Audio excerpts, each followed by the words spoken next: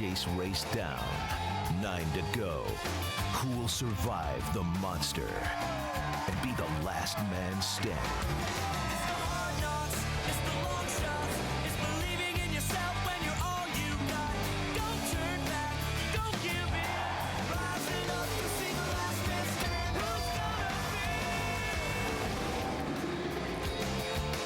Biffle was the last man standing at New Hampshire after round one of NASCAR's version of the playoffs, the chase for the Sprint Cup. And here's how the chasers line up heading into Dover this week. And you see that 9 of the 12 drivers have won races at Dover, but some of those had trouble in qualifying, including the guys who are tied atop the standards. Carl Edwards and Jimmy Johnson starting 22nd and 20th.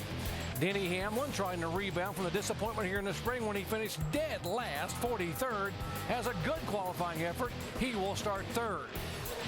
How about Mark Martin being Army strong in his Chevrolet? The 4-time winner put that car on the outside of row 1 by 1/1000th of a second. But it was the driver who's trying to get his season in order. Jeff Gordon picks up his 4th career pole at Dover, Delaware, and puts his 24 car on the inside of row 1. More on Jeff Gordon. Here's Shannon Spade. Yeah, Doc, Jeff Gordon would be the first person to tell you that it's been a disappointing season. They haven't won a race in 32 races. But coming into this week, he said, we have to take it a week at a time. And it's all about small little victories for this 24 team. Well, so far for this team, they've had 2 small victories this weekend. First, they were fastest in yesterday's practice. Then, of course, they earned the pole. Now, of course, the 3rd victory Jeff Gordon will be looking for is to win the race. This happy hour practice is vital if he wants to do that. The team told me that they're just looking for a little more balance through the corners. Dave? Well, Shannon, last week was Greg Biffle's weekend to start the chase off right. Won in New Hampshire, and remember how they got to that point? A lot of testing went into making Greg Biffle's day good there. That's because that was a track that he hadn't traditionally done well at. Well, this week, we're at Dover, and Dover is a track where Greg Biffle's done very well. His car is right behind Jimmy Johnson's and all these other guys getting ready to go right here, right now. I just talked to Greg and asked you what was the main thing you want to see out of your car. There it is right there, the 16. And Greg told me, I want my car to turn better in the middle. They'll have an hour to work on that. Final practice from Dover.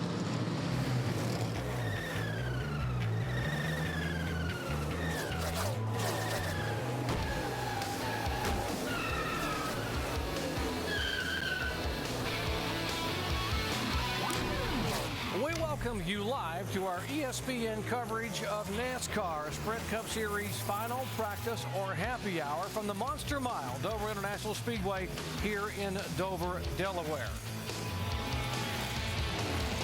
Hello, everyone. Along with Dale Jarrett and Andy Petrie, I'm Jerry Punch. Glad to have you with us. And guys, yesterday it was all about getting 2 laps quickly for qualifying. Today it's setting up for 400 laps of the race on Sunday.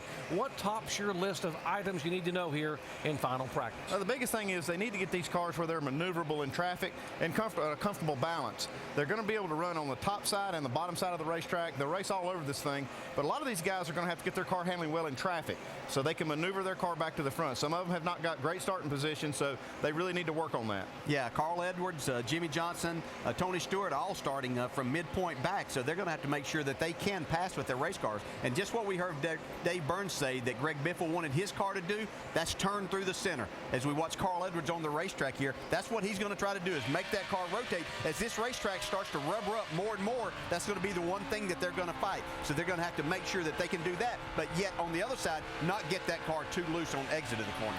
Now, there's a lot of ways to get a car to turn in the corner, and some of those are just to get on that right rear tire and make the car basically slide through the corner.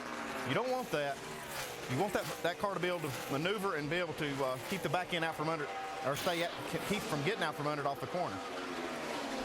Carl Edwards, as you see, won this race here a year ago. First time in his career he has been atop the NASCAR Sprint Cup Series point standings, although he is tied with Jimmy Johnson. He's the fastest car so far. Yeah, he was second quick in our first practice here that they had about 45 minutes ago. So Carl has come here with the idea that he wants to be fast in practice and have that carry over to the race. And it is 400 miles, and even though he's starting back about 20th, then it's going to just make another challenge for him. There's another fast car. Jimmy Johnson's third so far. Jimmy Johnson will start 20th. You see there three-time winner at Dover, two-time back-to-back Cup champion.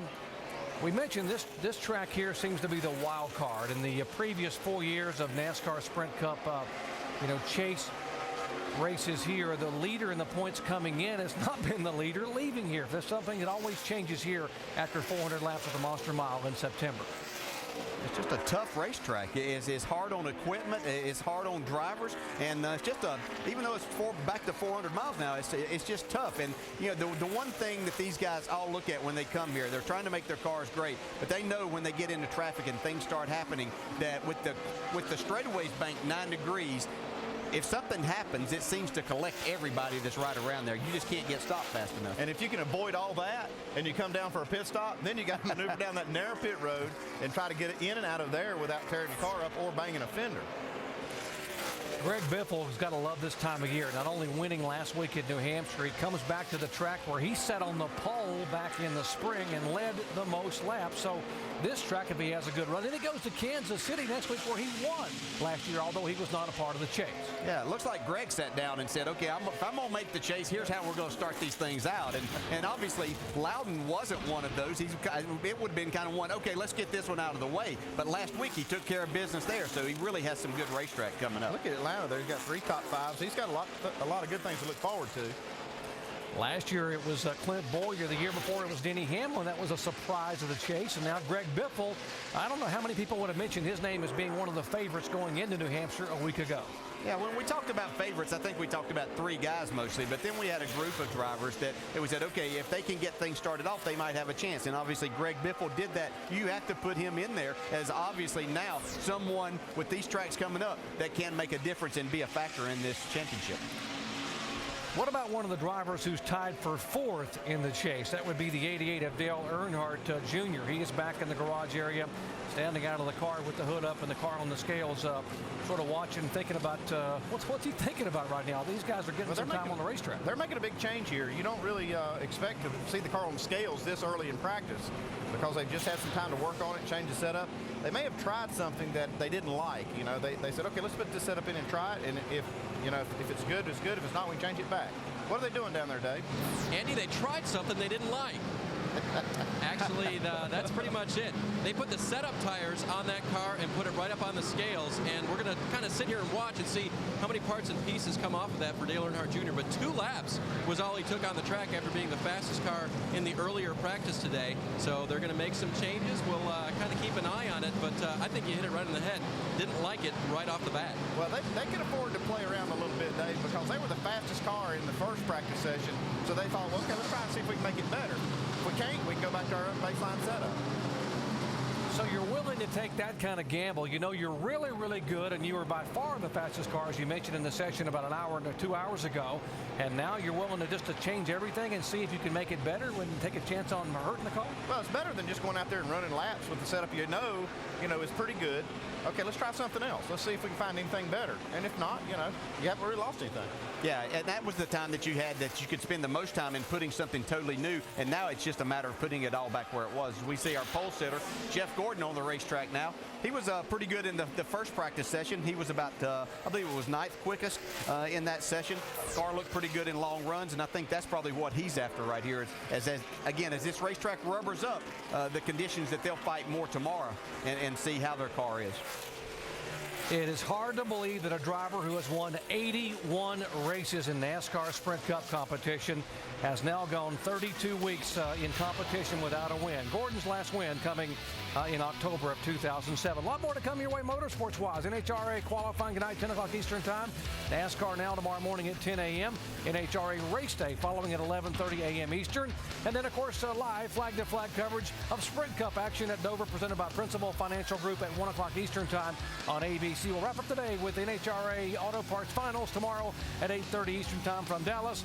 And NASCAR now wrapping up the entire weekend of motorsports tomorrow night at 11:30 Eastern. It's the hard knocks, it's the long shots, it's believing in yourself when you're all you got. You don't turn back, you don't give in. Rising up to see the last man stand. Clint Boyer's going to take it to the bank. He wins in Richmond. We knew it all day, didn't we? Here's Clint Bowyer in second place now. Let's give a call to Clint Bowyer. He's going race car. Okay, you can breathe now, Clint. You're in the chase. Right, yeah. We're in this. Well, we just kept our heads together, dug deep. Just really proud of all the guys. Second consecutive year, Clint Bowyer has made it in the chase. He led the chase last year by pulling off the upset win. First ever career victory for Clint at New Hampshire Motor Speedway. This year he went to New Hampshire and had to battle back to finish 12th. And that cost him 4 spots in the chase lineup. And he is battling right now an ill-handling race car here in final practice at Dover. Well, I'll say it's ill. They only ran 3 laps out there. Came right in. These guys are starting to work on it here and try to figure it out. Yeah, he didn't run many laps because of this right here. You don't want to run too many whenever your car looks like this. When you can see that much on TV, folks, I can assure you from inside, it felt like it was a lot more than that. Let's hear what Clint had to say to the team. The front end, I could feel immediately getting in the corner is tight, and then it was really, really loose in the middle. Let's just start adjusting the Packers right there. Just get it setting on them equal. How much do you think that rear end took out? On exit right there, I'm sure it took out a little bit. I mean, because we only went half of it. We didn't go the whole way.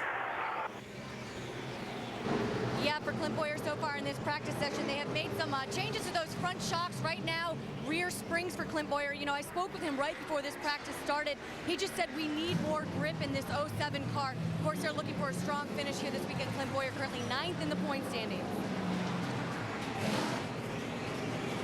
They were talking about Packers in the front as well, trying to, what are they adjusting up there? Well, that's the keeping the front splitter off the ground. They're bump stops. They put Packers in there to adjust where the car picks up that bump stop.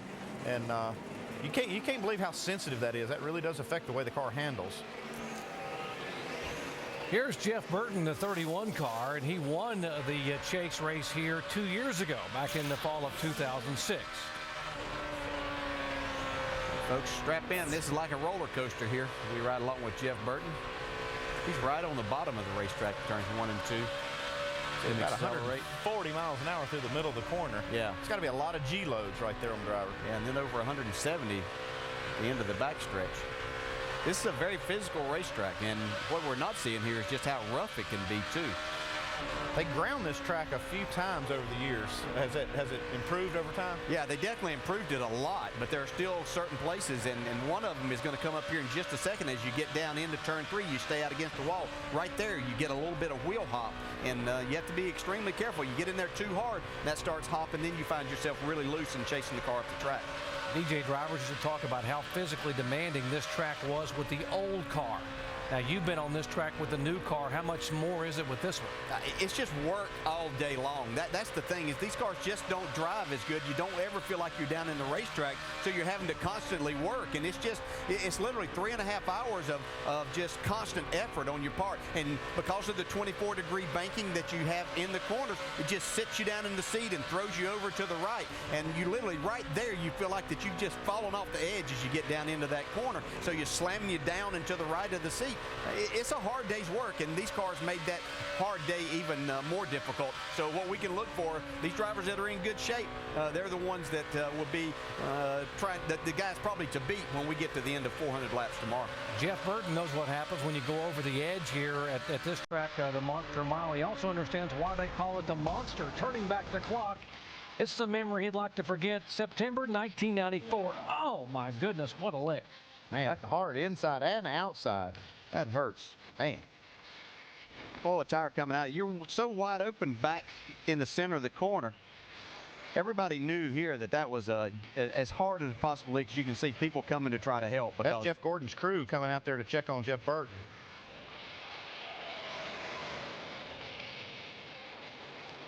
Folks, that was before the safer barrier, the soft wall technology. He hit hard concrete on the outside wall. Yeah, that'd have been hard on anything, but fortunately he was okay, and it hasn't slowed him down. He's come back since then, obviously, and won race here and done extremely well.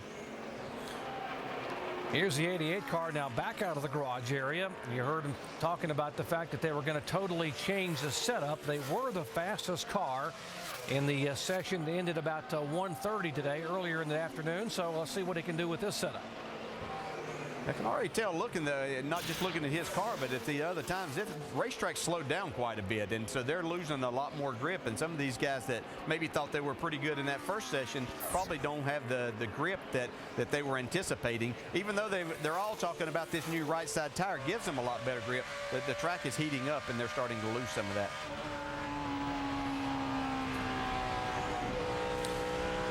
Watching Dale Earnhardt Jr. try to get this car to grip the track. Why don't we head back to the garage area and check in on Carl Edwards. Dave.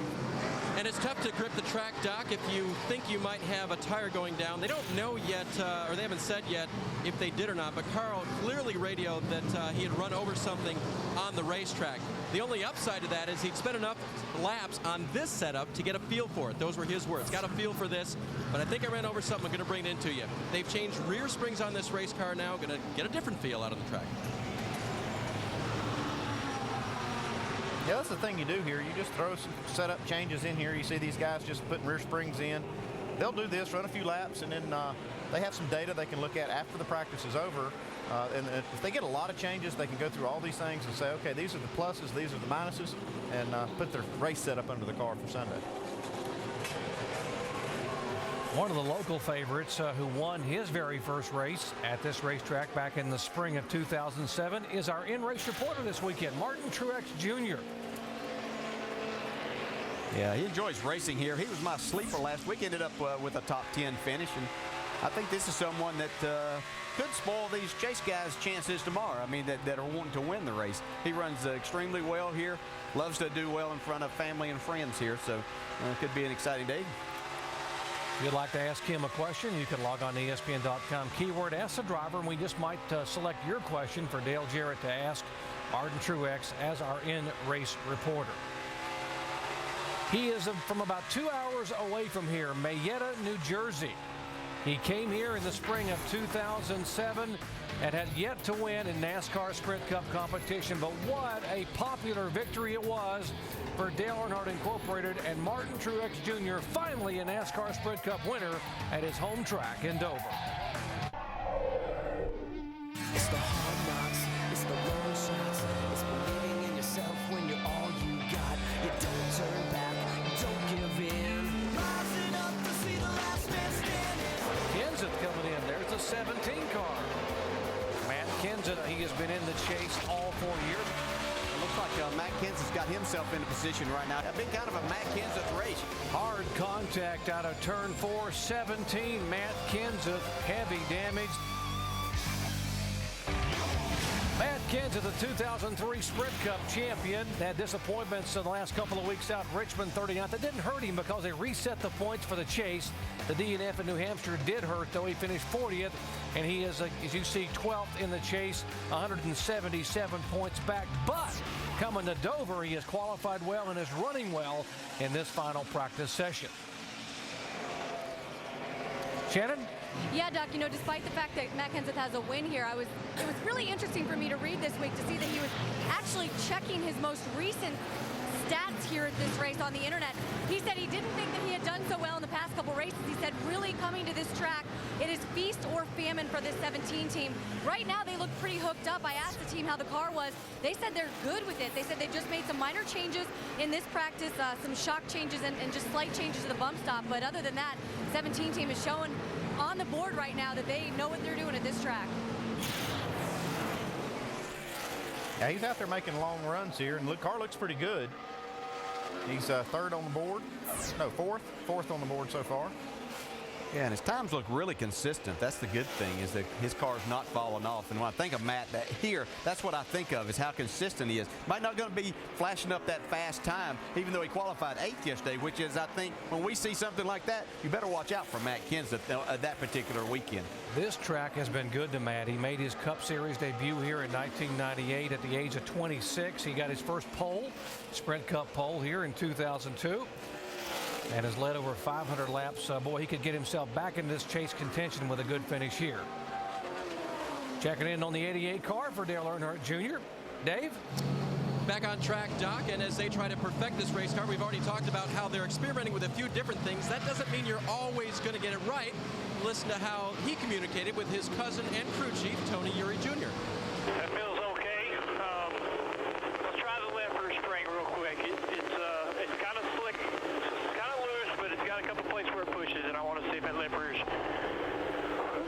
overriding the left front in that corner in some areas. We'll just see what it does. Are we in the ballpark? Yeah, we're in the ballpark. I'd like to see 40s. If I could see 40s, I'd be really, really happy, you know, there.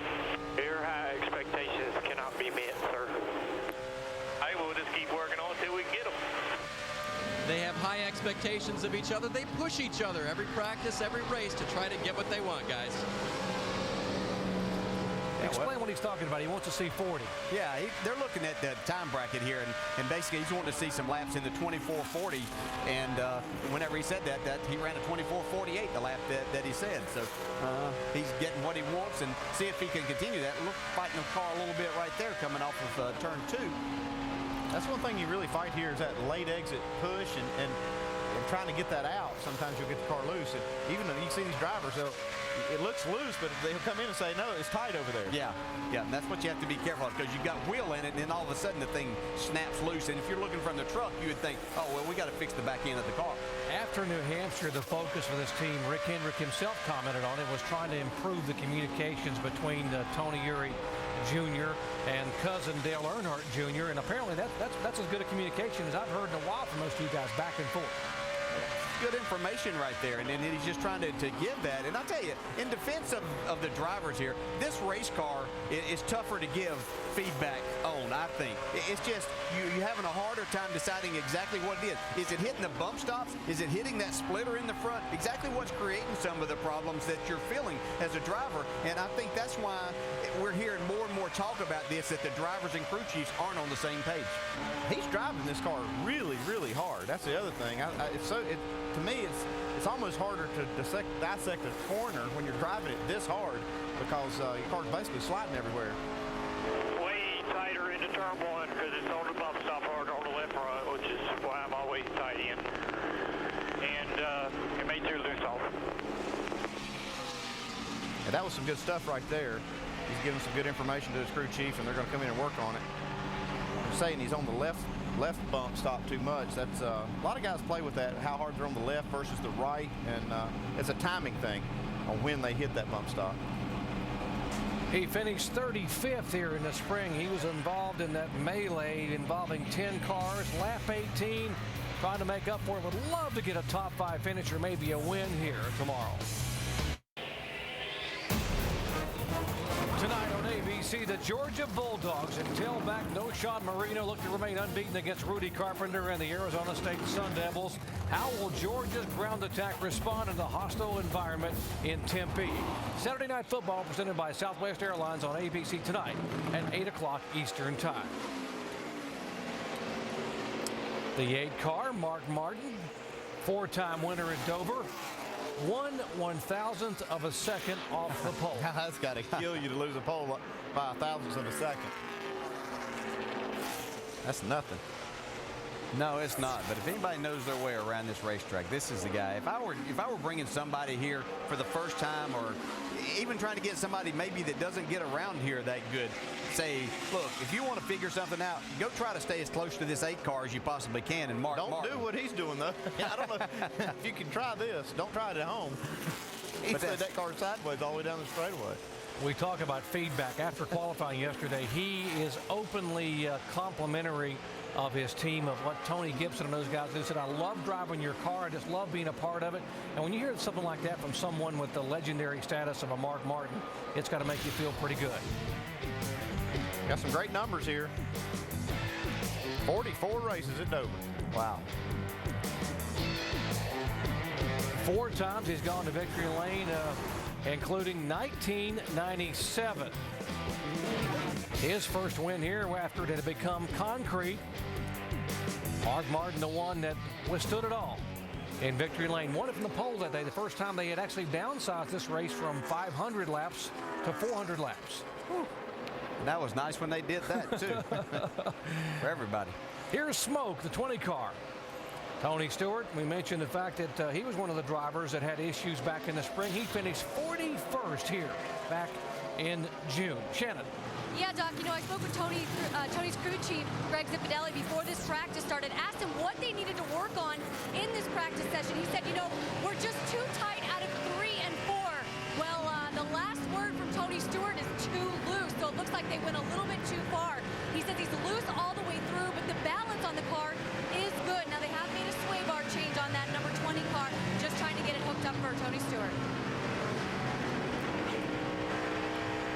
much does this track, you hear about talking about sway bar changes, how much does this concrete track change over the course of a 400-lap race? I know a lot of asphalt tracks would change a lot. Does the concrete change as much?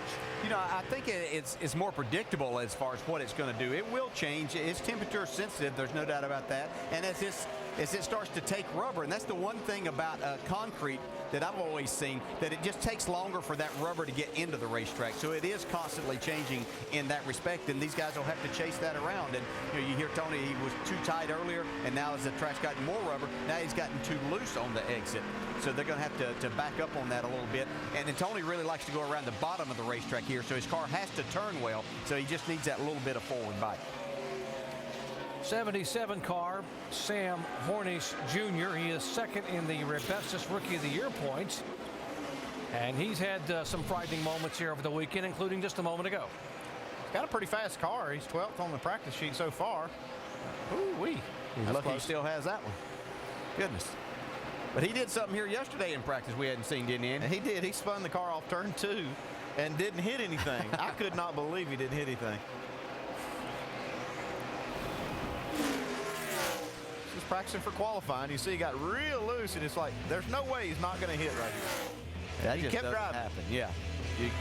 With the straightaways banked 9 degrees here, when you lose it, if you're lucky enough to keep it on off the outside wall, you usually hit that inside. On Juan Pablo Montoya here.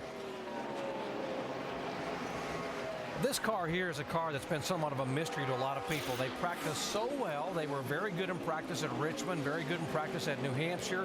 And here in this session, they've been pretty good, but they don't back it up on the race day. What gives? That's a good question. I'm sure they'd like to have that answer. If we come up with it, it'd probably mean a lot to them. Yeah. But you're right. I think their program is moving forward. I think that says a lot about them because earlier, they were struggling in qualifying and practice and still not doing very good in the race. But their racing has been more respectable here recently. He's headed down to Brian Patty and company in the garage area. Juan Pablo right now 11th on the speed charts. Let's check in on the 11 car. Dave. Yeah, I don't know if I can steer you back one conversation ago to Tony Stewart's comments about the racetrack. I wonder if that had anything to do with his teammate Denny Hamlin's comments that he just gave to his crew. He said it feels like the chassis is confused. Now, I get confused. I don't know if a chassis can get confused, but he says it feels chassis tight and something else loose. It just feels unbalanced. It's like it's tight and then it gets loose late exit. It changes a bunch throughout the corners. So that's what the 11 team's been dealing with. They've been in the garage for about 10 minutes now making wholesale changes. Okay, now I'm confused. Dave does that to people, doesn't he? Haven't we seen that before? Hey, that's just between us. We're just kidding. Really, what they're talking about. Well, and the whole thing is, Andy, the thing that I would key on was it feels changes a bunch throughout the corner. You know, it doesn't have one solid feel throughout the corner. It changes throughout. Yeah, that sounds almost like a shock issue as much as anything to me, that the car is reacting too much to the bumps and to the bump stops and everything that they have. So it sounds like maybe to me that if I had that situation and have had that here, that we went to work on the shocks and try to get a better ride and something that they remain the same a little bit more. Well, just like we talked about at the top of the show, you want a car that's balanced and fast, and Denny Hamlin's car is fast, and it's probably balanced pretty good, but you got to have it maneuverable, and that's what he's looking for, that, where he can maneuver the car with comfort and predictability. We talked yesterday how some of the teams had said that they wanted more bleed in the shock absorbers on concrete ovals that are really rough because the car would be more consistent. Let's see who's consistent here for 5-lap averages. Well, how good is Carl Edwards? Wow, he looks like a rocket coming up off the corners. Jimmy Johnson not bad, neither is Matt Gregg or Jamie. Final practice continuing for the NASCAR Sprint Cup cars, and over the years Dover has not been very kind to chase points leaders coming in. The leader in all 4 previous years has not been the leader when they left here. In fact, none of those guys had a top 5 finish or won the race. So would it hold true? Wouldn't be a good omen for Jimmy Johnson and Carl Edwards, who are the co-leaders coming in here in 2008. Well, I'm sure that Jimmy's going to point out the fact that Carl is on the top right now because he has the more wins, so that's not going to affect him. And oh, by the way, the leader leaving here in all 4 years has never won the Cup title. Yeah, I doubt they're going to be backing up out of that first spot just because of the stats that we might throw at them. Kyle Busch in the garage area. Let's check in with Shannon. Yeah, right now Kyle Busch is saying that the car has a lot of inconsistencies. He said sometimes it's loose, sometimes it's tight, but one thing that is consistent on that 18 car is that he has chatter. He says no changes that they've made so far has been able to help that left front chatter, and they have made some changes to that car, front shocks to that car, and most significantly, I think they made a change to they changed the left side lower control arm on that 18 car. And for more on that and how it'll affect the car, Tim Brewer, the Chevy Cutaway car. Thanks, Shannon. Folks, take a good look at this spring bucket right here. You see where it's located? You see this transition right here? That's called a standard spring bucket. You come up here where we can see it just a little bit better. The spring normally sets right here in this location, but this is a 180-degree bucket insert right here. You actually turn the spring around. We've got a lot of aluminum inserts that we can put down in here, but they decided to change that thing. The reason being, when the coil is completely compressed and it's all stacked up, if one coil bottoms out really hard, it has a tendency to change the handling characteristics of the car. But what has to work perfectly in sequence is this spring stacking to get down on these bump spacers exactly at the same time to make sure that the car rides the ground properly rather than going down and hitting and coming up. That confuses the car as well as probably a few race fans for what we're doing right here, but still yet everything has to work together with the spring rate as well as the stackers to get the car to run around the corner of the racetrack. Tim, I don't think that's confusing at all. That's explaining that you got to have the shock and the spring both hitting at the same time to be able to get a consistent feel there in the front of the car. Yeah, that's these guys really work hard on that part of the setup, is making those springs stack up exactly square and all the way around, and that way you get the most travel out of a soft spring. 48 car has been in and out making adjustments. What about what's going on with Jimmy Johnson, Dave? Well, they had been watching earlier the 16 car of Greg Biffle as one that they would have to be better than, according to their crew chief. We need to be a little bit better. The 16's got us just a little bit. So they went to making changes that Jimmy then commented and said, it's a little rigid and less forgiving than it was. My tight was a little tighter. My loose was a little looser back on the throttle. So they've been playing with that just a little bit. This run right here, they put a new set of rear shock absorbers on the car and have them out there for just a few. They have some fresh tires lined up. They're probably going to slap those on next time he comes in.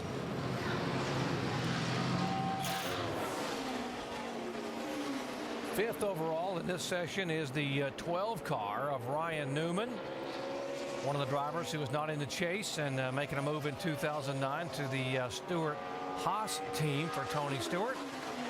Would love to be able to lead and get a win, one more win for Roger Penske before the year's out. It's a good place for Ryan Newman to do that. He's really good at this track.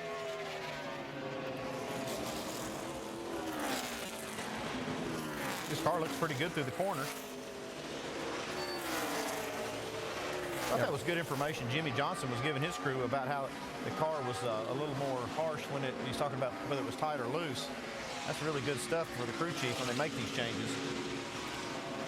It seems to me that tracks that you can really attack, tracks like this you can really attack, are good for Ryan Newman. That's why I think he has been so successful here over the years. And even before this car came into being, when he would come to this racetrack, I mean, he would just, you talk about diving it into corners, he could get it done. In fact, turn back the clock to 2003 when Ryan Newman was unbeatable in both races here. In the spring, no one could touch him.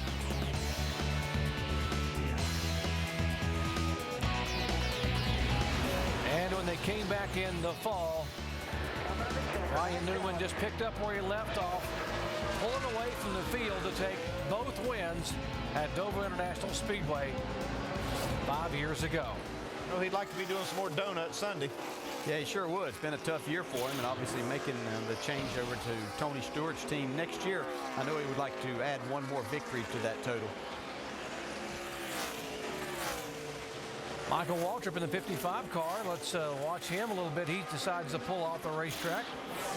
We talked the last couple of weeks how Michael's team really starting to come back. We mentioned one time at Richmond a few weeks ago, he had all three of his cars running in the top 5.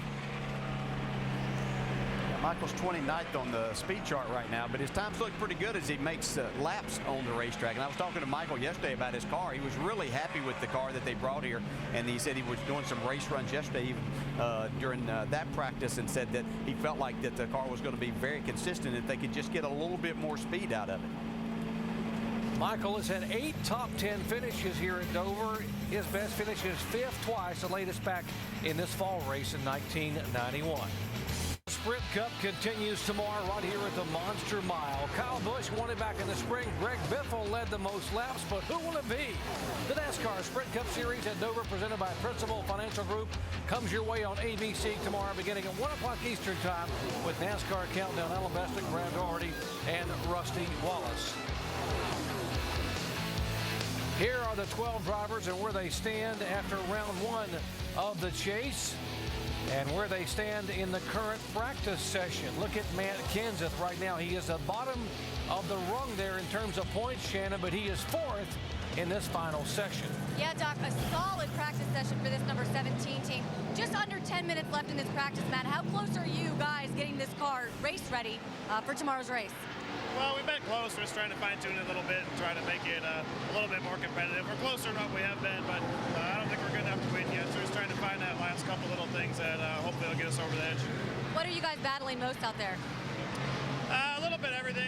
Kind of normal here, a little bit tight in the middle, and still trying to get enough traction up off. You know, trying to make it turn with the front end and not the back end. So just trying some little things. Like I said, I think we're pretty close.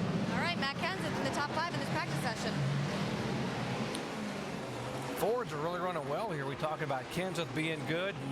Edwards has been good. McMurray. Here's another Ford. Really good performance all weekend for this Yates Racing team. Yeah, David Gilliland qualified up towards the front. Really solid effort there. And this is exactly what this race team and both of Doug Yates' cars need. Have some good, solid runs here. And I know David Gilliland enjoys racing here and doesn't have the finishes necessarily to show it, but he's had some really good performances. And tomorrow would be a great time for this race team to have one of those. He finished 16th here in the spring, trying to improve on that. Here's the 5 car, Casey Mears. His lap times are pretty consistent here. He ran a 24:39 the last lap, and really, you heard Dale Earnhardt Jr. say earlier, 40s would be good, and that's what the good cars have been running. And last lap was a 32 for Mears, so that's pretty competitive. Best finish of 6th here last September in this race for Mears. 19 car, Elliott Sadler. Qualified in the top 10 here in the spring, was involved in an incident early on, so never got to show what he could do, but probably one of his better racetracks. Yeah, he enjoys racing here, and he's been struggling in this practice, though. He's back 39th on the chart. And, looks like they might have just put some tires on here and he's going to make a couple of runs. That lap was a little bit better than what he'd been out previously. But, yeah, Elliott loves to race here. I like his driving style here. When we were teammates, he talked a lot about how he did things here, and it made you kind of look at the track a little bit different. But hopefully they can get this thing dialed in and he can have a good day with his McDonald's Dodge. We spoke about what happened in the spring here. 10 cars involved in the big one off of turn 2, lap 18. And there was carnage and sheet metal everywhere. Destroyed race cars. It didn't take very long at all. Yeah, Elliott was actually trying to make a pass on another car and got clipped in the left rear. And if you start blocking up the racetrack here, you're going so fast and there's so little time to see. As you exit that corner, everything's happening right in front of you. The other thing about this new car, it seems like when you have a crash, there's more cars involved. We've seen so many big wrecks this year where we didn't used to see that many cars get involved. Yeah, don't laugh because that's funny. It's the way that it is. It's just a situation that they're harder to stop is one thing, and I don't know exactly why it'd be because you got the same brakes, but they are harder. And then the other side of it, they're more difficult to see through. So guys coming up on accidents aren't able to look through that back glass and out the front to see things happening up there. Here's a driver, Tony Raines, who had a very good qualifying run here yesterday. Starts 13th. Yeah, this is a very talented race driver. I think everybody in there likes Tony Raines and would like to see him get an opportunity in a really good race car for a year and show exactly what he can do. But he's a lot of fun to be around. Had a great qualifying effort yesterday, and maybe that will translate into something good for this team tomorrow.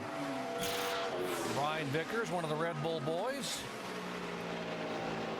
This team's made a lot of progress this year. They've become really bona fide contenders to win races and running up front.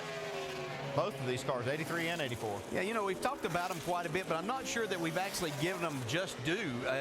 I'm not sure that they everybody understands just how difficult this was. This was a brand new race team last year with a new manufacturer that literally couldn't, struggled to make races. They weren't in the top 35 and had a hard time making a lot of races. And now they made themselves into a top 15 team. To come that far in 1 year just speaks volumes about what a great organization this is. Jay Fry coming over made a big difference in this race team. He's going to stay there.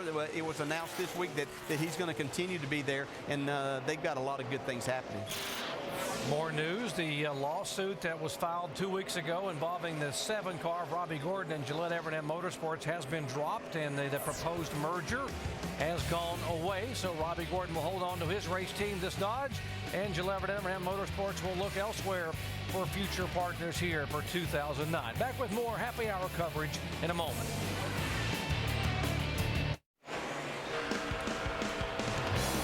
It's a happy hour here at Dover, Delaware, and there's the 12 chase drivers and where they will start on Sunday. Carl Edwards and Jimmy Johnson mid-pack. They've got some work to do.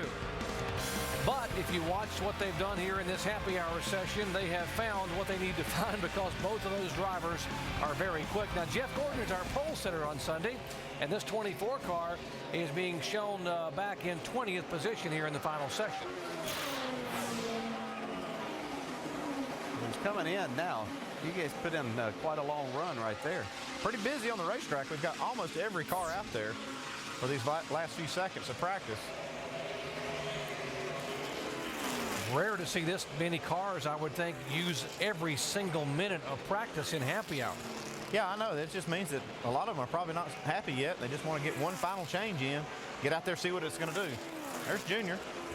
Well, we've talked about, there he is with Mark Martin, who will start on the outside of the front row tomorrow. But we talked about this right side tire, Andy, and even though it's new and everybody was praising it, it probably has changed their cars, and so they're getting in every second they can. Oh, every time they change the tire, it changes the way you have to set the race car up because it just changes the characteristics of the handling so much. Mark Martin there behind Junior. Mark Martin and Bobby Labonte were the two drivers who did the testing for Goodyear back at the beginning of the month, and they were raving about this right side tire, and it certainly has been very popular in the garage area. There's the 07 going by the 28. There's the 48 of Jimmy Johnson underneath Reed Sorensen. You can see Mark Martin just trying to make that pass on Dale Jr., but that's what our race is going to look like tomorrow. Guys that have cars that are fast on the bottom. You can see Jr. moving up to the top. He's going to let Mark go now. Move back around and try to get a little bit there. And we see Jimmy Johnson right there in our picture. Dave? And you guys talked about using every minute of practice, and one of the times you need to do that is if you've tried most of the things you wanted to try, and then you need to go back to where you started, and that's kind of what this group is doing right now. So they took some extra time in the garage area to put the car pretty much back the way they liked it before. They tried all this other stuff. Jamie McMurray has been very consistent all weekend, and he is very good in this session, holding 6th overall in final practice times. This is one of his favorite racetracks. I've talked to Jamie a number of times. He just really likes coming here and racing, and that shows up whenever he gets here because he does extremely well. He's been fast in both of these practice sessions. 4 Roush cars in the top 6 in the final practice session, and the Roush cars very good at New Hampshire. What's going on with Roush Fenway, Andy? Oh, it sounds to me like they're talking to each other. They've got at least a couple of good cars that have got good setups, and all the other guys are listening and trying what they're doing. And that's the way it's supposed to work. Yeah, we see all the Fords up there. I mean, all of them running pretty good. And I think the other thing that comes into that package is the engine that Doug Yates builds that really has probably a lot of bottom end that helps them get up out of these corners. This session is now history. The next time these guys will crank them up and roll off, we'll be set to do our NASCAR Sprint Cup coverage coming your way at 1 o'clock Eastern time tomorrow on ABC. Sprint Cup Series at Dover presented by Principal Financial Group, beginning with NASCAR Countdown, 1 o'clock Eastern time. Alan Bestwick, Brad Doherty, and Rusty Wallace. Top 2 in happy hour, Carl Edwards and Greg Biffle. Biffle again, a factor here at Dover, Delaware. Coming up next, college football, key Atlantic Coast Conference showdown, the Demon Deacons of Wake Forest and the Seminoles of Florida State. For Dale, Jared, Andy Petrie, and our entire ESPN crew, I'm Jerry Punch, inviting you to come back tomorrow, 1 o'clock Eastern time, live Sprint Cup coverage. So long, everyone, from Dover, Delaware.